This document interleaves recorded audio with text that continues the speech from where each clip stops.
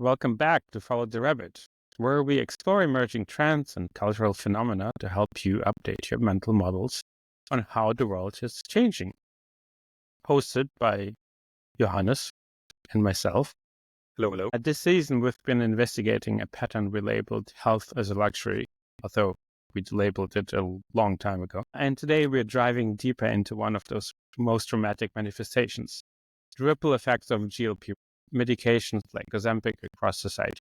And we talked about this in a previous episode where we talked about fundamentals and understood what's happening out there. And if you want to listen to that one, do it now and then listen to this one. But today we're exploring something even more fascinating, how these medications are reshaping everything, what we eat and how we celebrate, from retail to relationships, and ultimately how we think about identity and potential. We'll start looking at an immediate impact, how food companies and retailers are already adapting to this new reality. Then we'll explore the broader cultural implications of these changes. And today, we are joined by Susan Cox-Smith, a fellow features researcher and partner at Changelist, who has been studying these transformations and their deeper meaning for society along with us. Susan, welcome. Thank you. Happy to be here. And before we dive into the conversation, Johannes will give us some things to play with so that we can start unpacking what it might mean in the future. Right. So, welcome, everybody. Just quickly, imagine it's like 2026 and you walk into a McDonald's. I don't know how realistic scenario that is for you, dear listeners, but just imagine for a moment. You walk in there, and the Big Mac has been completely designed, not for taste or cost, but because millions of customers physically can't eat the original version anymore. It just doesn't work for them. It's just not appealing to them anymore. That actually isn't science fiction. I mean, it's already starting to happen, and we're seeing signals coming from major food companies who are reporting reduced sales in areas with high GLP-1 adaptation. We quickly mentioned that already last time. And we're seeing some executives in that industry already privately calling these medications an existential threat to their business model. So this is the direct market disruptions we're seeing. Morgan Stanley has predicted a 4% decline in soft drinks, alcohol, and snacks over the next decade. And as you can imagine, that's going to have an impact on how small supermarkets are run. I mean, it's going to be the breakdown of the Späti-Kultur here in Berlin, like all these small shops who basically run on cigarettes, alcohol, and crisps. I know it's still early after a certain election, but I kind of started thinking, you know, how this image of Trump selling burgers out of a McDonald's shop. I wonder if that's actually, I mean, he can technically run again, but we never know. But I think that image which you described here now, that the product is changing and then what McDonald's may represent is changing. It seems like it would definitely change also the perception of a guy like Trump or JD. But my mind immediately went to imagine Trump on Ozempic. Some people say he's been on it. Really? But there's actually a photo that was out today of him and Musk and RFK Jr. and Mike Johnson, Speaker of the House, all sitting on his private plane eating McDonald's. Right. There you go. So much for that. This went dark fast. It's like so I think you brought up McDonald's and then kind of unleashed some thought. But this is, again, already why this is so important, because it has, I mean, McDonald's has cultural significance, as we've just observed. And so in general, Walmart already is reporting significant changes in shopping patterns. We see major companies like Nestle adapting product lines, coming out with new products, high-end restaurants creating GLP-1 friendly menus. They already have super little stuff on the plates. How much less can it be? It's just a molecule. So then we have like some signals already coming out of retail. We have 33% of users buying new clothing more often from users of GLP-1. We have Is that because they lose weight and they have to buy more clothing? Yes. Then we have the whole global plus size apparel market, which is $288 billion, facing the disruption of people get smaller and don't need plus size apparel anymore, or less of that. There's in general observe a more like a retailers shifting to more fitted styles and standard sizes, and we've talked about in previous episodes, especially in gyms and like high-class gyms who combining GLP-1 treatment with fitness regimes and things like that. We're seeing, of course, insurances adapting to that. They're asking about GLP-1 usage. There's a huge discussion going on. Should they have lower rates because they're supposed to be healthier after all? We're also seeing environmental impacts. If you use Ozempic for a year, you produce more plastic waste than 500 water bottles. So because these like complicated injections, we're seeing 12 to 15% of GLP-1 users quitting alcohol altogether. And as Igor already hinted at, is actually, so the changes in alcohol consumption and food consumption is actually changing food events and rituals and family gatherings. Like you said before, politics and Ozempic are ruining Thanksgiving, and so that's going to be a thing. And yeah, we've seen GLP-1 starting to be mentioned on dating profiles. So people actually make a point about that. And really, and all of that leads us to, and I think that's the part that we really want to get into today. There is the ripple effects of this drug. This is not just another drug that's come onto the market to solve a certain medical problem. This has huge ripple effects throughout culture. And it was really interesting. Ours did a consumer report very recently. It has some fascinating numbers, especially from GLP-1 users. So they asked them, how did it change the understanding of themselves? And 83% said they feel better than ever versus 40% of the non-users. 82% said they never felt better about their future versus 35% of non-users.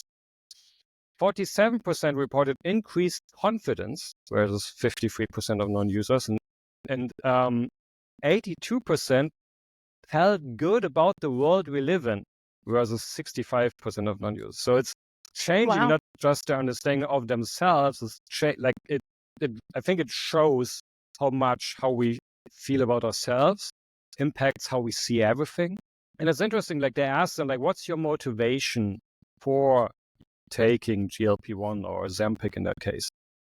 Only 35% said easiest way to lose weight. 51% said to feel better about myself.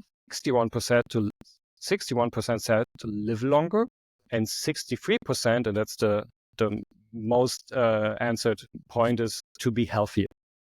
And so the Mark Sinek, who runs the study for Harvard, said their impact is not just control over weight.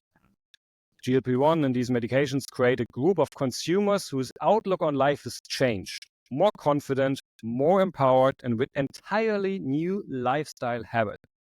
That's why this is such a big shift. And I think that's the main part for us. Like, this is a huge shift. And so we want to talk about today, like these identity shift, health decisions becoming lifestyle choices. Like this is so fascinating about this whole field, how it's just not about losing weight and being healthier and living longer. It's the lifestyle that is connected to that. And it's blurring a lot of lines between like medical decisions and personal choices, between healthcare and consumer products. I mean, Igor talked about this in the last episode, how these healthcare products are understood and consumed like standard consumer products. I think you talked about it in like toasters last time. Yeah, we talked about it. And I think the Harvard report is also indicative of it because it actually says it's a prosumer report. And I think that it's such a fascinating term that it used to be like a category of products when you buy a camera, for example. You had consumer cameras, which are your everyday Joe's kind of camera. And then you had really expensive DSLRs that only professional photographers would buy. And then there was this niche that was about prosuming. You're in the middle somewhere. You're not. And I think that's the space that we find ourselves in, and that this drug is being used with expectations toward certain things. It's a little bit like a shortcut as well for people. But it's just fascinating because it's so effective and because it does so many things at once. It brings up a lot of behaviors that are central to the conversation, how societies, what we're thinking about. So it's interesting how it manifests that to the top and really shows us what people are being driven by. Yeah, and just to round it up and bring it back to the general topic of health as luxury. Last time we already talked about these medications cost around $1,200 a week. I mean, it varies a month. highly, but that's yeah, right, per month. Sorry. But in Europe is between 100 and 130 euros a month. So there's a huge cost differential in Europe versus the US. Yeah, exactly. Socialism. But as we mentioned last time, like even where it's like healthcare or state healthcare system supported, like in Denmark, we still see more affluent like groups still getting more access to that. And I think there's even more deeper connection that's, I think, for us interesting to dive into.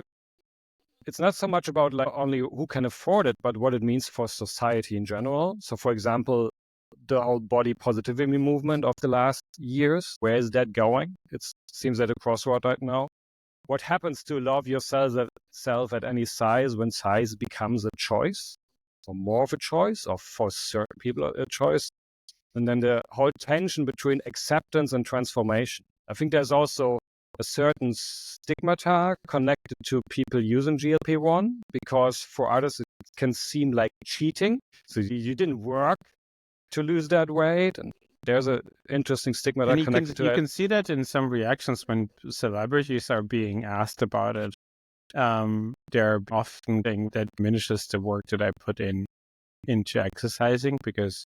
But I wonder if that's. I mean, I don't know, but it seems like an argument that is based so much about this idea of you can only have something if you work for it, which is obviously not how society is structured. But it's an interesting thing where people are like, but I'm going to the gym for 4 hours a day.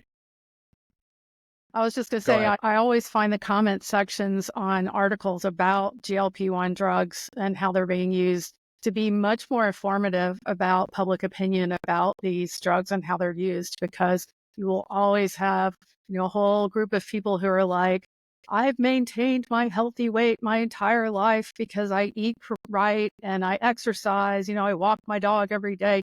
And, that if you just need to eat less and work out more, and it's that sort of inbuilt shaming of people who get fat in the first place and become overweight or obese.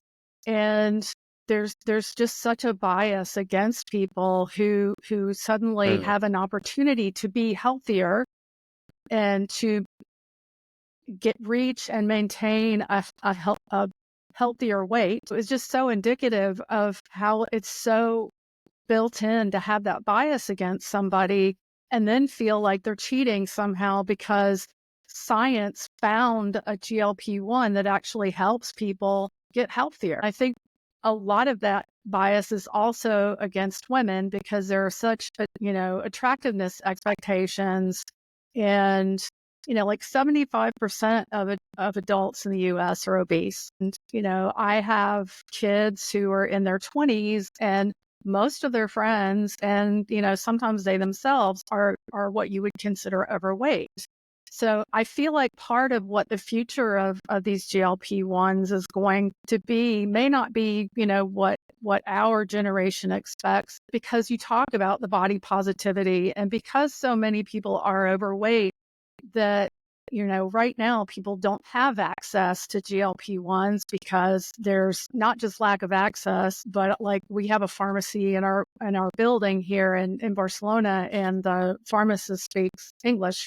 And so I have conversations with her. I'm like, can you get these? And she's like, very rarely. I have to order it in advance, and then they'll only send me one at a time. So that there's that access question, there's that bias question. There's also that generational difference of, it's kind of like Trump. If you grew up, in middle school and high school and in college during the Trump era, your understanding of politics and food and regulation are very, very different. There's a whole lot of chaos, but also because the obesity was rising, people are much more used to seeing people who are overweight. And so they're not as bothered by it because it's the majority of people around them. And I know that when we first moved to England back in the early 2000s, everybody was still very what we would call like normal or average size. But now if I go to London, they're looking much more like Americans. They're starting to get heavier.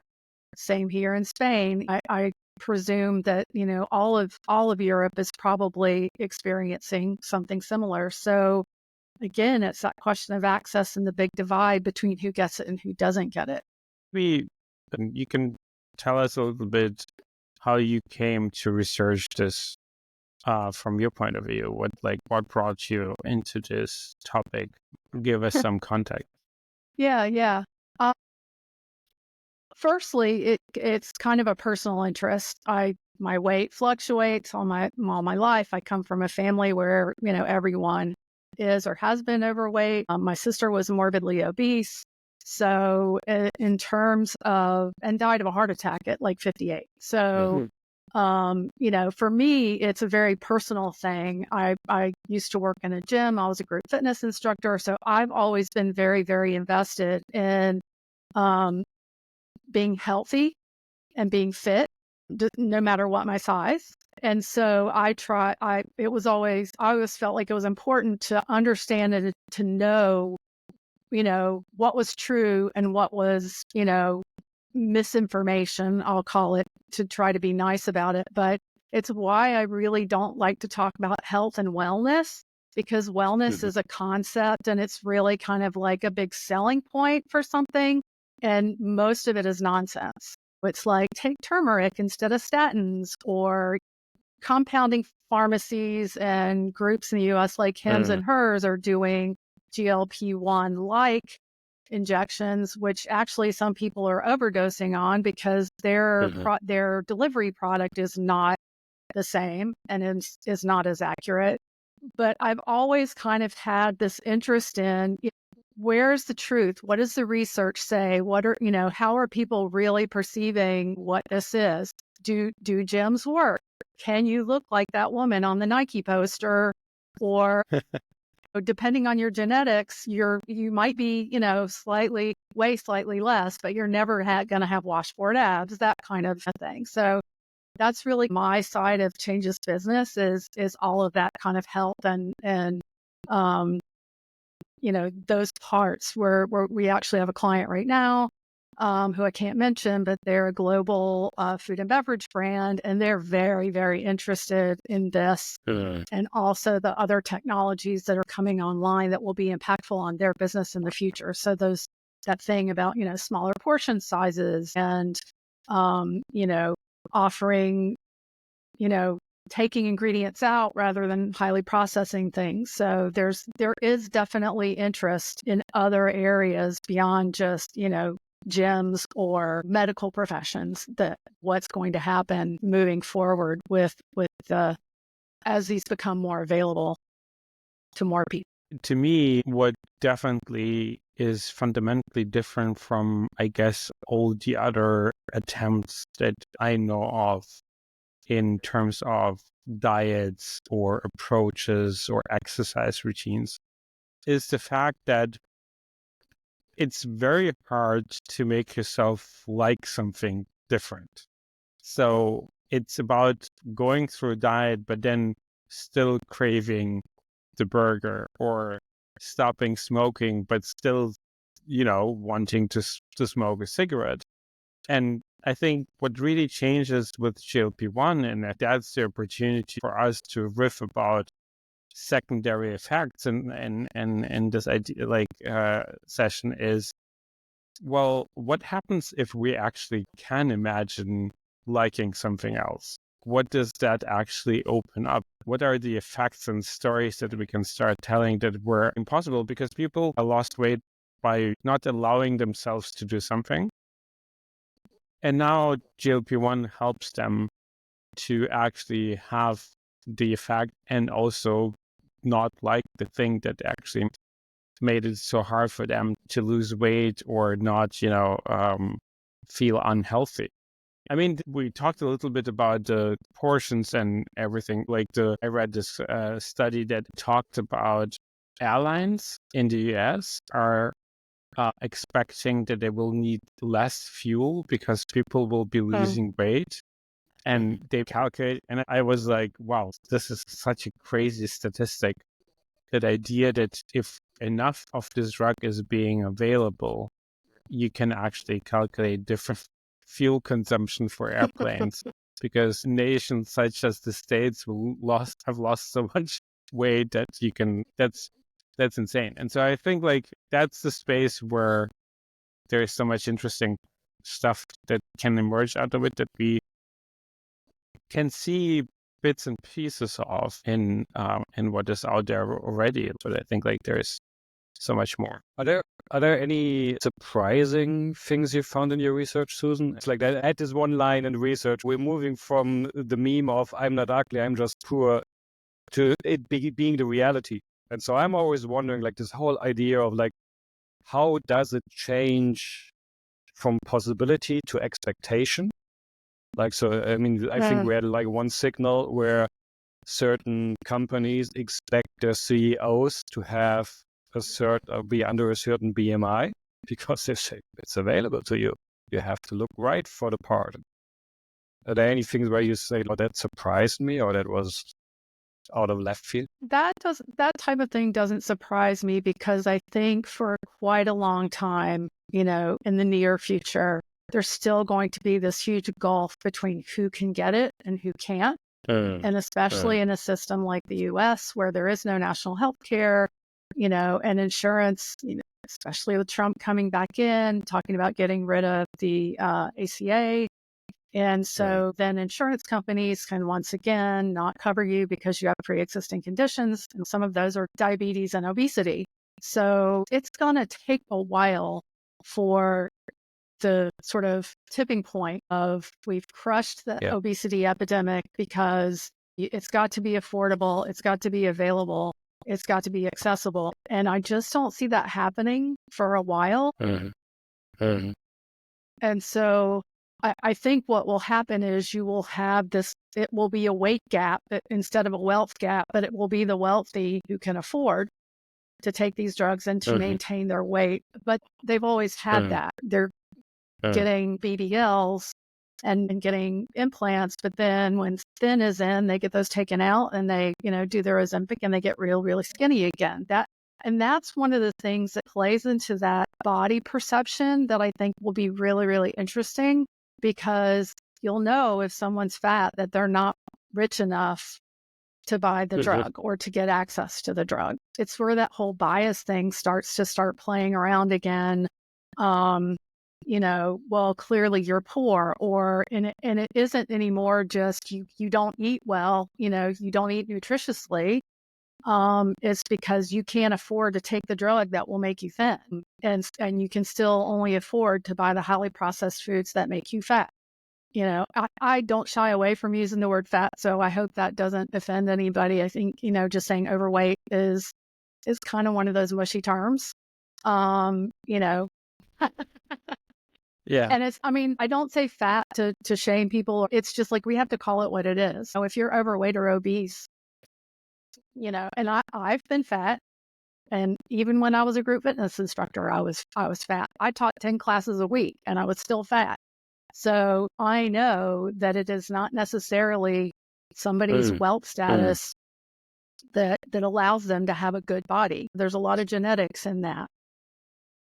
But for sure. So maybe to kind of riff on that part a little bit, like right now, and we talked on this podcast a lot about this. There is an explosion of people subscribing to new gyms, really spending a lot of money on fitness and really getting healthier.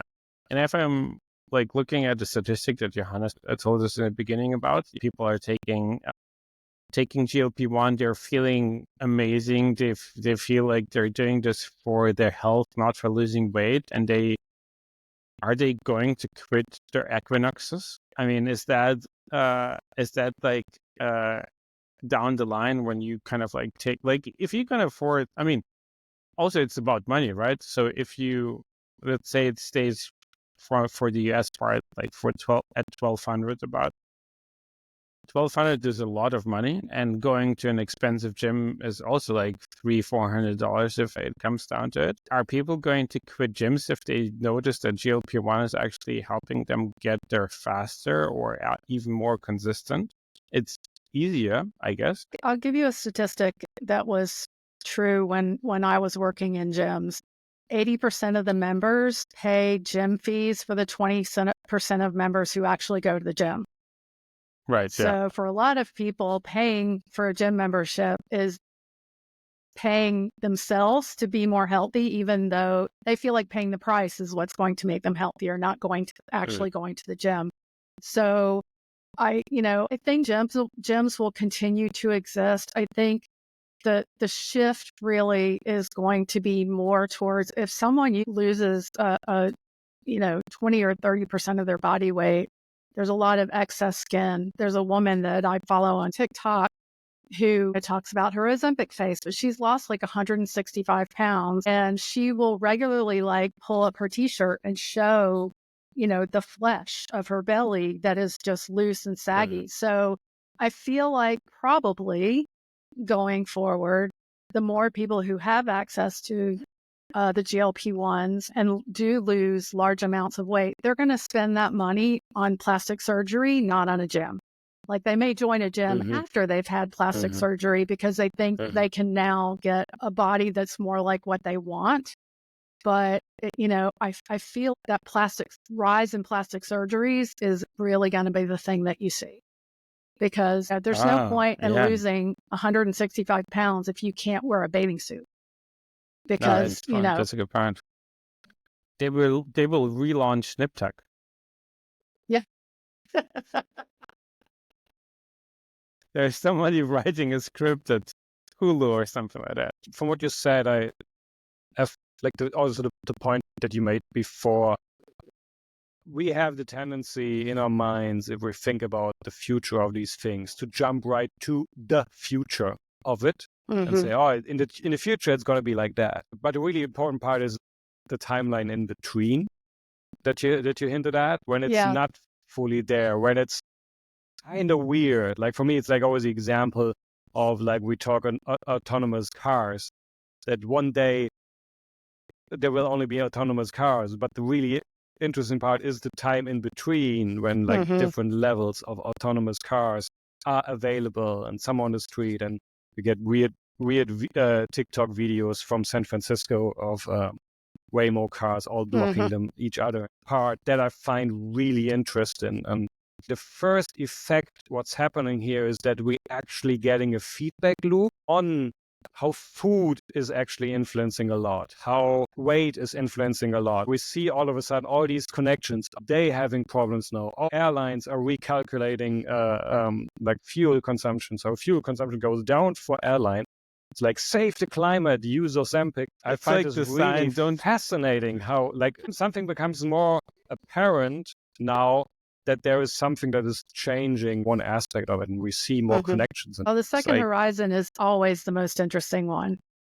So this is a perfect second horizon speculative conversation that everybody should be having, because it's going to impact a lot of areas that just are not going to see it coming. Yeah. I want to figure out if we can make it a little bit more tangible, because and it's the comparison to self-driving cars, I think, is really one point. And I actually had just last week a conversation with someone about exactly that point.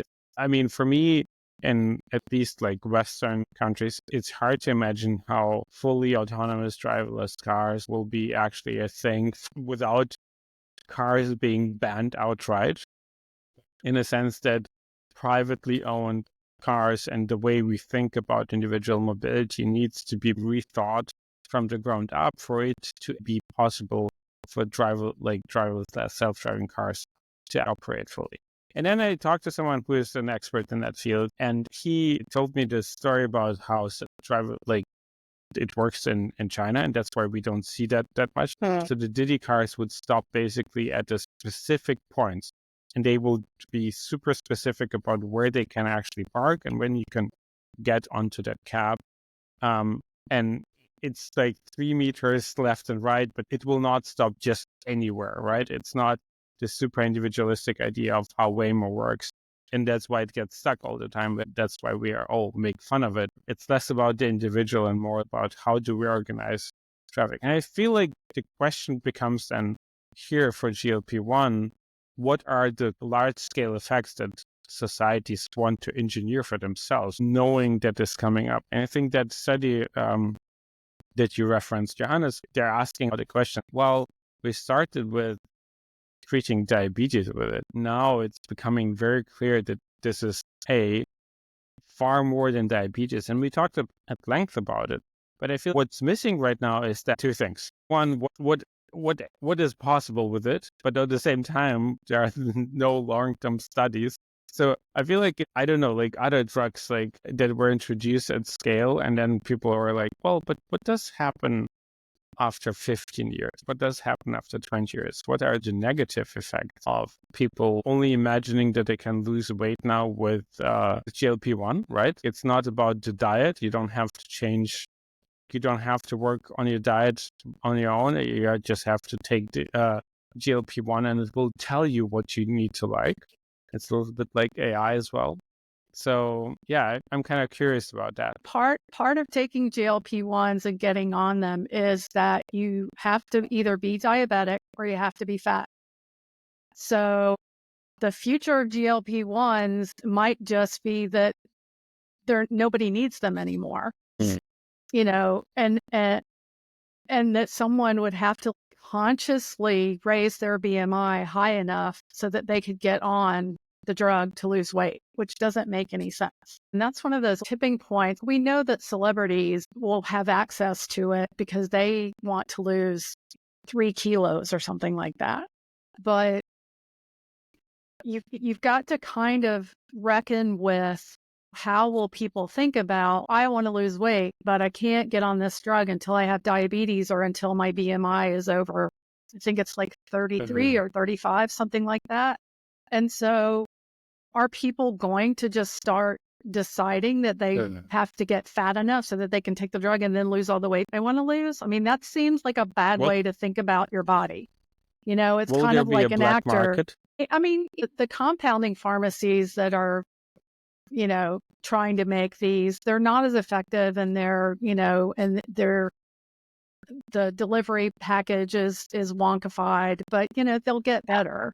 But I think as long as it's, you know, on patent, which I think that Ozempic will be the first one to go off. So, but it's probably not for a while now. You know, I would rather people be focusing on making sure that like mifepristone can be made at a compounding pharmacy so that, you know, if women need abortions, then, you know, they have a back road into getting that kind of stuff. But we know that that the business will go where the consumer wants to be.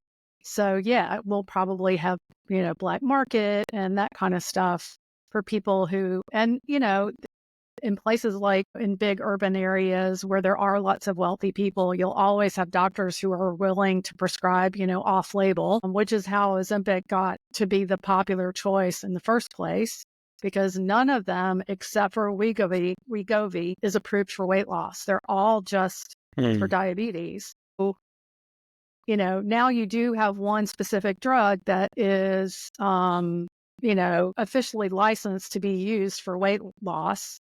But even in those cases, those people have to have, I think, like cardiac issues, or they're very specific disease states that they have to be in to get prescribed Wegovy for weight loss. My thinking is that, of course, all these will go off patent. More people will start making them. The price will come down. They'll probably lower the limits for when people can get on it to try to lose weight. But your ultimate goal is that people can maintain a healthy weight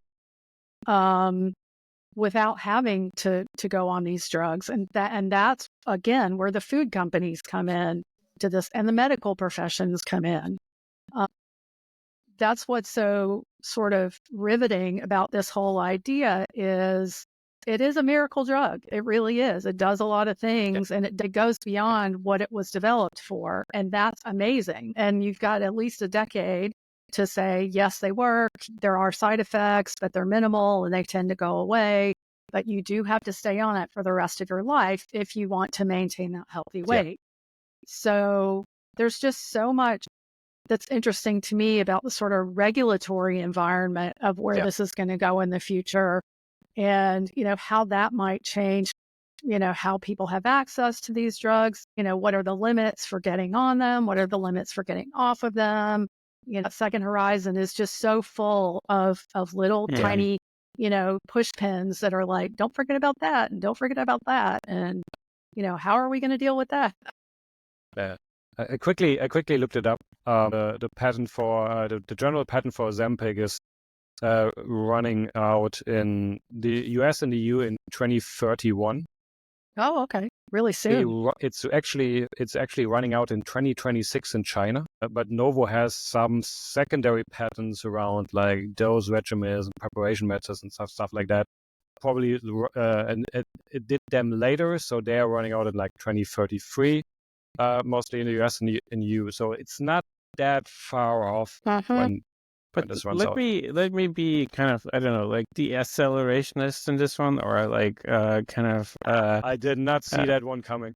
Yeah, no, I didn't either, but I'm kind of looking at the statistics that you read out, and I think they're worth repeating in a way. So 83% of people reporting feeling better than ever, whereas 40% in non-users. 82% never felt better about the future, and 74% of people feeling increased confidence. I get that McDonald's is worried about certain things, and Nestle is kind of preparing certain new frozen foods for GLP-1 takers. But I wonder if the companies who are producing antidepressant medicine should be more worried actually about it, because just looking at this statistic, this is not about being fat or having diabetes. This is about dealing with the world, I guess. Obviously, this is a way more expensive drug, but I wonder if a psychologist can at some point be prescribing GLP-1 to people just because they can allow people to feel better about themselves. Or if they're an alcoholic and they, apparently at higher doses, the GLP-1s kill the urge to drink. They can make people less OCD. So, and I think that's partly where the feeling better about themselves comes from, is because it's the impact of the GLP-1 on the nervous system, not on their hunger centers only. So it has a lot of interesting brain zazzes that it can do. So yeah, I mean, I do think there's definitely a possibility that it could become a psychiatric prescription as opposed to a diabetic one.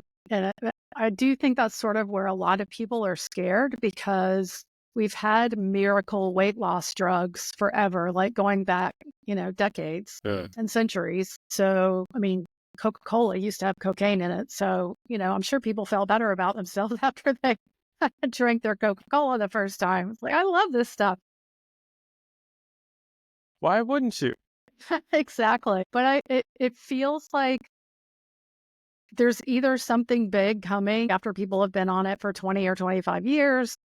I don't know. Or it's going to prove itself to be the miracle drug that people kind of think it might be. So first, we tend to think, okay, it's a weight loss drug. And so people are going to use it to keep their unhealthy lifestyle.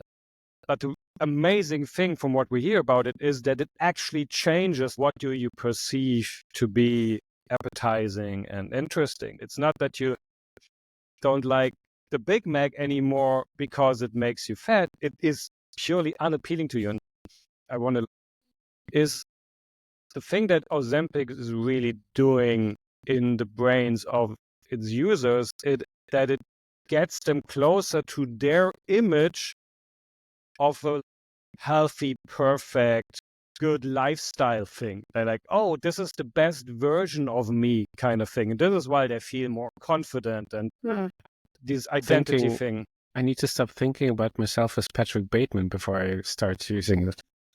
That's a good one. Like the image that you have about yourself. And this is the area of aesthetics. It's never very conscious. You're constantly surrounded by it, but you're never quite aware of it until it hits you in the face.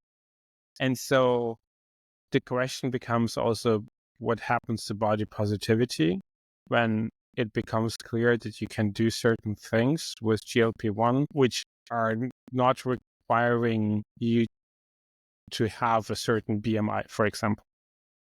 And if we take the question of cost out of it, just for the moment as an exercise, the question becomes, what are the aesthetics that we're going forward with if it's, readily available? Like, because in a trickle-down kind of economics way, which always works, it should become cheaper at some point, right? Like, especially if the patents run out and you have a broader availability of it. And I would assume the availability is a question of time. That's an assumption. But if the demand is so high and the effects are so readily available, it will motivate Novo Nordisk and Eli Lilly and whoever comes in 2026 ready to punch some holes out of China. It will be just more available. So it's not about limitations of access. It's just about price. And with that, the price goes down as well. So the question becomes, what kind of aesthetics are we shaping in the future through GLP-1 and this idea of what image? Do you need a retreat to reassess your self-image before you start taking one? This is the onboarding session. How do you imagine yourself? This is why I find this so fascinating, because it plays back things at us, the feedback loop, that it shows us things. It's really changing understandings, and that changes our relationship to our bodies, and changes our relationship to ourselves. And it's the one thing that I just had to think of that we mentioned last time. It doesn't work on everyone. It only has a strong effect on the third of the people who take it. So that's going to be a part. The moment you find out that it doesn't work for you, it's like, oh, I'm fucked in my career or something like that. To get the conversion, there are certain people who can have it and certain people who can't. Well, there are also people who just can't tolerate it. Like, to get up to a dose, you have to titrate up. And to get to a dose that works, sometimes the side effects are just too bad, because the gastrointestinal distress is real for these people. And they're like, I can't live like this. I can't leave my house because I have to be near a bathroom all the time. It's a miracle drug, but it's not a miracle for everybody. And it's entirely possible that Novo Nordisk or Eli Lilly are working on newer versions that prevent some of those side effects. And so then you're into the repatenting, and you'll always have an audience for whatever that is.